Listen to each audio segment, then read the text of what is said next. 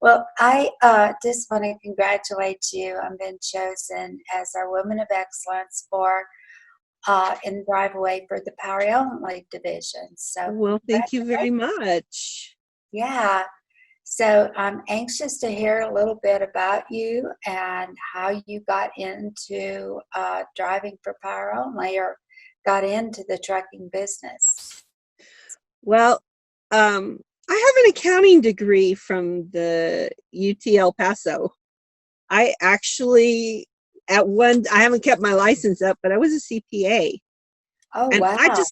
I just got so stressed, and I decided I'd always wanted to drive a truck. I'd been out on a couple of different times, and it's like, you know what? I need something that, and I know this sounds really weird in the industry, but I need something that's way more relaxing. Mm-hmm. And a lot of people would not agree that this is a relaxing job, but if you make it, it is. Mm-hmm. It is what you make it.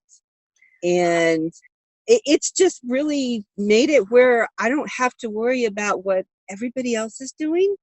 I just have to worry about what I'm doing. And I love to travel. Um, my husband thinks I'm nuts. I'm in the process of converting a cargo van to an RV. And you know what I plan on doing when I can take a little bit more time off? What's that? Driving. I want to travel and see some of the stuff that I've seen that you can't always just stop and go to. So But now, how long have you, it says here you've been driving for 7.5 years on your mhm, own. Is that yep, about right? that's about right. Yeah. And I also see that it says that a lot of the customers request you whenever it is during the snow season because they feel like you are able to Well, handle that kind of weather. I have wound up with a lot of customers that like me to do their stuff because I can get it there and I can get it on time. So, and as crazy as it sounds, growing up in the desert, you wouldn't think I could do the snow, but the sand is very similar to the snow because I had never driven in snow till I started. I mean, other than an occasional snowstorm in El Paso, which was maybe once every 3 years or something. But so I had never really driven, but it's just like slow and steady in the winter. That's what gets it done. So speaking of that, Bennett is, safety's priority one with us. We always feel that we have a responsibility to the motoring public to be as safe as we can when we're on the road. So what do you do, Virginia, to be safe out on the road? What kind of suggestions would you make to others about being safe out on the road? Well, one of the things that I look at it when I'm out driving, first off, this is a death machine if you're not paying attention. And that person, I want to treat the people around me like they were my family so that, I'm paying attention to what's going on because it's real easy to get distracted. And we all do at some point or another, but boy, you better be back quick. That Mhm. distraction better be really minute.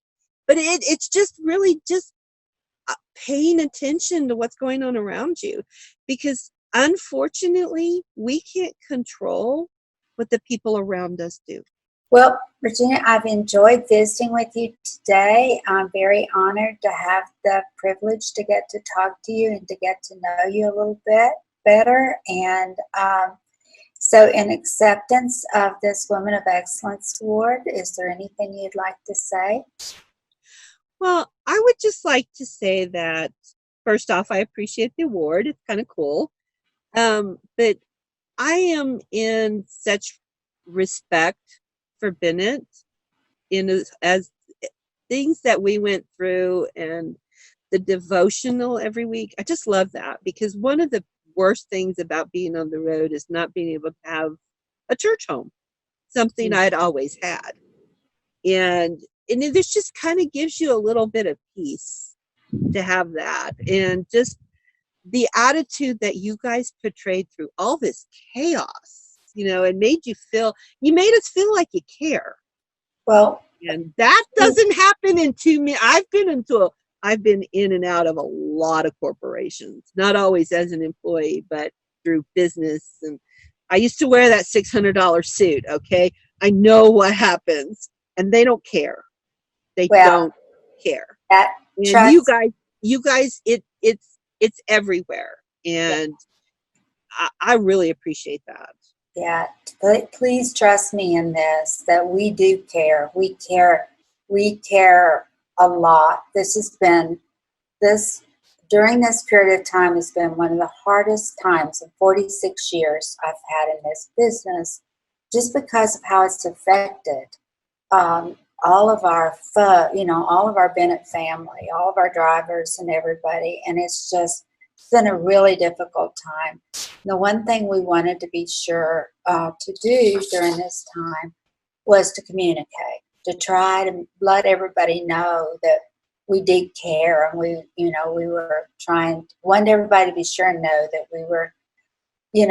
we were still open for business. We're still working every day, and all during the whole period of time, there was about 80 of us that were at the office every day. Even though we had a lot of people working from home, and they could work from home, we found that people can work from home. So I appreciate you saying that. Thank you very much for that. Well, I'm sure that I'm not the only one that appreciated it. It's just not the norm. And even in the transportation industry, it's just not the norm. So, and you'll get a kick out of this. You've been in the business for a very long time. I used to live in San Antonio in the 80s. I spent 2 years doing fuel tax reports for Zero Motor Freights. Zero refrigerated lines is what it was at the time. Yeah. You've been in the business long enough, you probably know the name. But it's kind of like kind of a big full circle in a zillion years. I mean, I got pregnant when I worked for them with my daughter, and she's 30-something years old. Yeah. Well, I appreciate the opportunity to talk to you, Virginia. I hope that you are safe out there, and know that we're thinking about you, and just appreciate everything that you do for Bennett and for being a part of our family. We appreciate what you do for us. We really do. So. Well, thank you.